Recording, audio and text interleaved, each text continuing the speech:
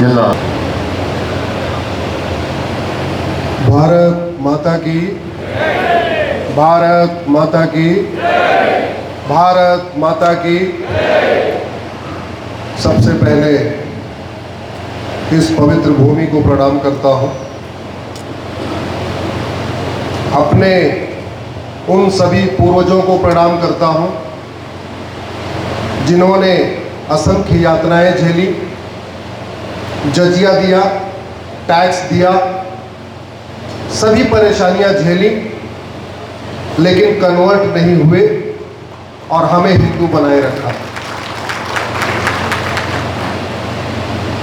छत्रपति शिवाजी महाराज और गुरु गोविंद सिंह जी को प्रणाम करता हूं, जिनके कारण हमारी माताओं के मांग में सिंदूर है, हमारी बहनें मंगलसूत्र पहनती हैं, मैं रक्षा पहनता हूँ, आपकी टोपी अलग तरीके की है, आपके माथे पे तिलक है। ये किसके कारण है? हमारे आपके कारण नहीं है, छत्रपति शिवाजी महाराज और गुरु गोविंद सिंह जी के कारण। स्वामी जी को धन्यवाद देता हूँ, प्रणाम करता हूँ। आपने बिदर में ये कार्यक्रम रखा और मुझे आमंत्रित किया। स्वामी जी सबको मंच में बैठा के खुद सामने बैठे हुए हैं, आपको तो मंच में बैठना चाहिए स्वामी जी।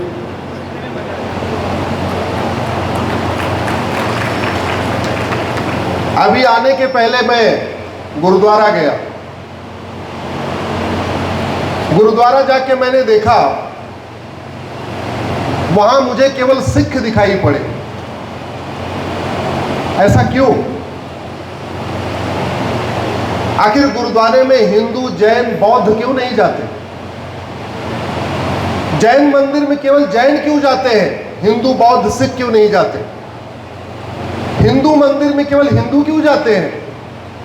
जैन, बौद्ध और सिख क्यों नहीं जाते? याद रखिए,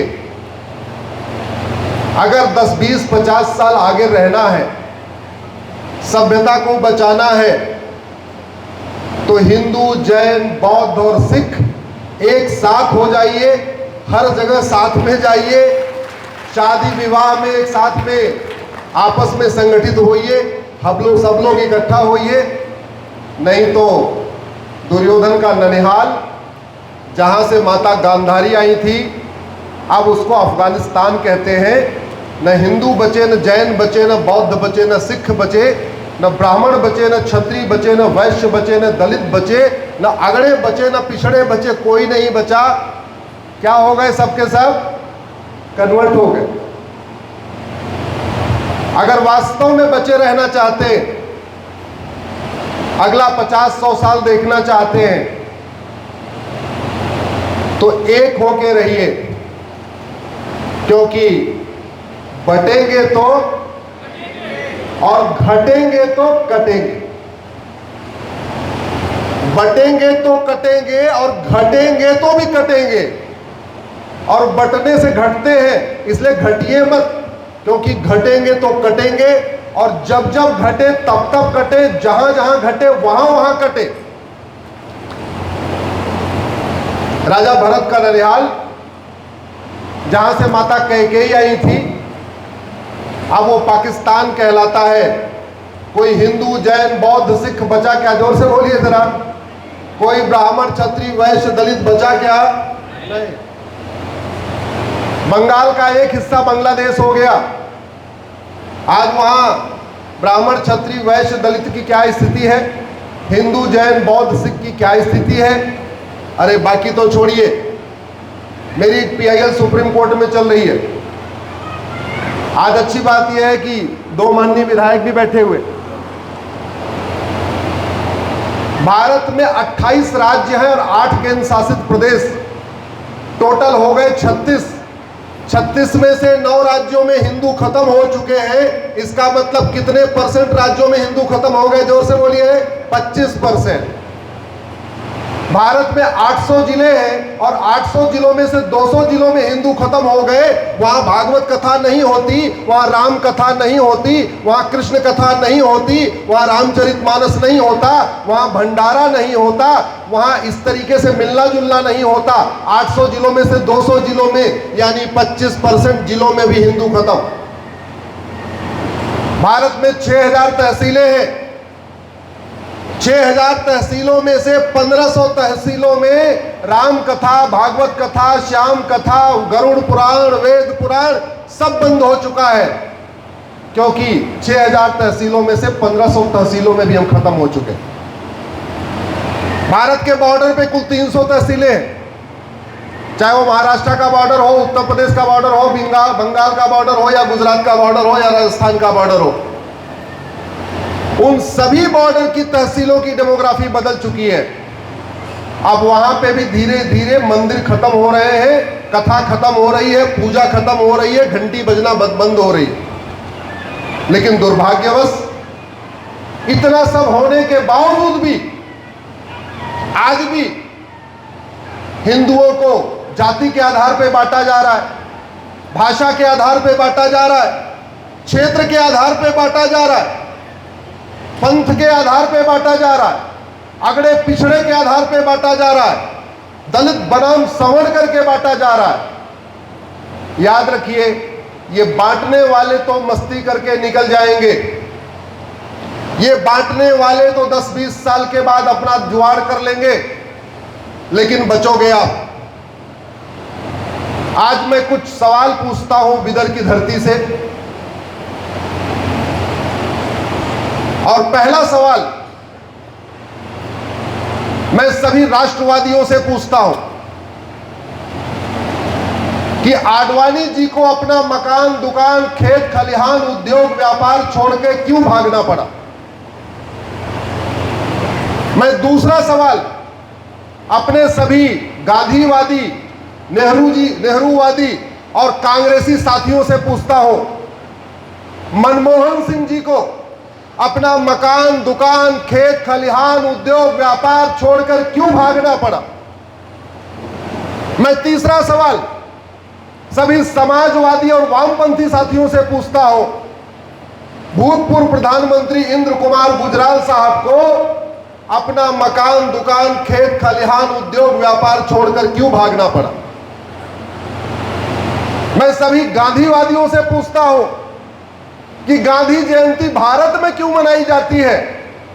गांधी जी ने तो पाकिस्तान, बांग्लादेश को भी आजाद कराया था, तो गांधी जयंती पाकिस्तान और बांग्लादेश में क्यों नहीं मनाई जाती, केवल भारत में ही क्यों मनाई जाती। अच्छा, वो विदेश तो छोड़िए, भारत के अंदर एक राज्य है, उसका नाम है लक्षद्वीप। वहां गांधी जी की एक मूर्ति लगनी थी, और जानते हैं 30 साल तक मूर्ति वो खड़ी रही, उसके ऊपर कपड़ा बंधा रहा। 30 साल तक वो मूर्ति लगाने नहीं दिया। क्यों? क्योंकि वहां हिंदू मात्र 2% है लक्षद्वीप में, इसलिए वहां के लोगों ने गांधी जी की मूर्ति नहीं लगाने दिया। शायद हमें जमीनी हकीकत पता नहीं, इसलिए हम कभी लिंगायत, नॉन लिंगायत, शैव, वैष्णव, जैन, बौद्ध, सिख, हिंदू इसके नाम पे बटे हुए हैं और बांटने वाले बांट रहे हैं।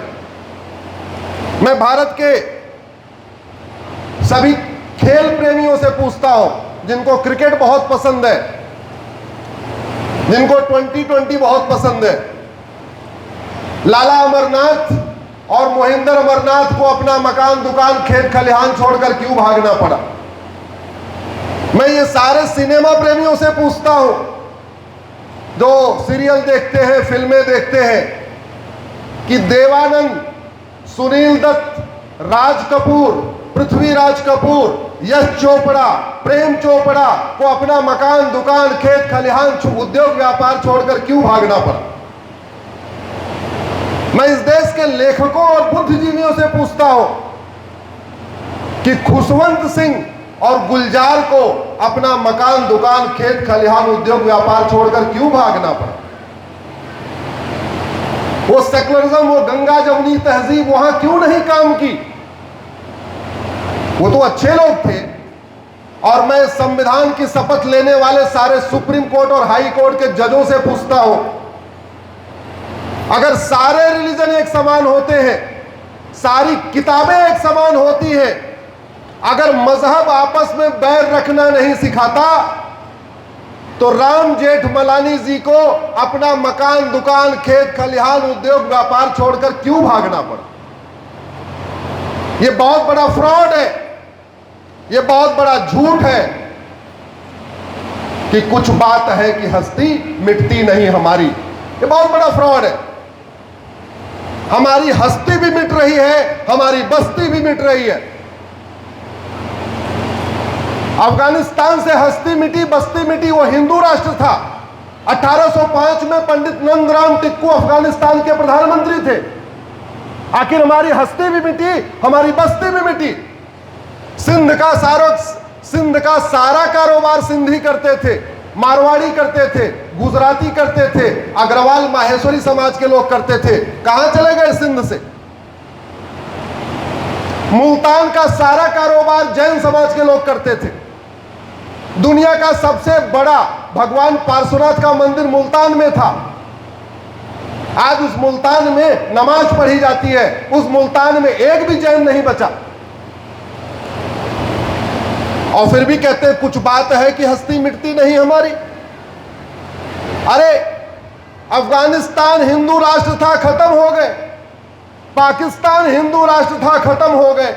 बांग्लादेश हिंदू राष्ट्र था, खत्म हो गए। मालदीव, इसका नाम पहले मल्लदीप था, यह तमिलनाडु का पार्ट था, विजयनगरम साम्राज्य का हिस्सा था। आज की डेट में उसको मालदीव कहते हैं, पहले वो मल्लदीप था। वहां से भी खत्म हो गए, कश्मीर से खत्म हो गए, मेघालय से खत्म हो गए, मिजोरम से खत्म हो गए, मणिपुर से खत्म हो गए, नागालैंड से खत्म हो गए, लद्दाख से खत्म हो गए, लक्षद्वीप से खत्म हो गए, 9 राज्यों में खत्म हो गए, 800 जिलों में से 200 जिलों में खत्म हो गए, 6000 तहसीलों में से 1500 तहसीलों में खत्म हो गए। और फिर भी कहते हैं कुछ बात है कि हस्ती मिटती नहीं हमारी। सोचना पड़ेगा। याद रखिए, आंख बंद करने से समस्या का समाधान नहीं होता। और जिनके भरोसे आप बैठे हुए हैं, अगर आप किसी नेता अभिनेता के भरोसे बैठे हैं कि 25 साल के बाद आपका घर बचाने आएगा, तो आप बहुत बड़ी गलतफहमी में हैं। सबसे पहले नेता ही भागते हैं। 1947 का जब विभाजन शुरू हुआ, जब मारकाट शुरू हुई, तो आम जनता पहले नहीं भागी थी, सबसे पहले नेता ही भागे थे। क्योंकि नेताओं के पास, अधिकारियों के पास आईबी का इनपुट आ जाता है कि अब यहां आगजनी होने वाली है, अब यहां दंगा होने वाला है, अब यहां हिंसा होने वाली है। वो पहले परिवार लेके निकल लेते। इसलिए मेरा कहना है, जाति पात की करो विदाई, हम सब हिंदू। जोर से बोलिए, जात पात की करो विदाई, हम सब हिंदू। जात पात की करो विदाई, हम सब हिंदू। बचे रहना चाहते हैं, हिंदू बन जाइए। नहीं, ये गंगा जमुनी तहजीब, ये संविधान, ये सेकुलरिज्म, ये कुछ काम नहीं आने वाला। जिन 9 राज्यों में हिंदू खत्म हो गए, वहां ये संविधान काम नहीं करता। जिन 9 राज्यों में हिंदू